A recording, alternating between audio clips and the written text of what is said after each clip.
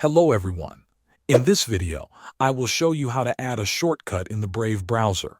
First, open the Brave browser on your computer.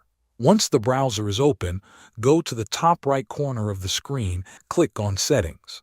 After the Settings page opens, look at the menu on the left side. Now find the section called Top Sites and click on it. Make sure this option is turned on. If it is off, click the toggle switch to enable it. You will now see two options under Top Sites.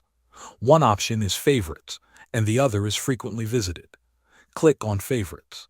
This allows you to manually add the websites you want to appear on your home page.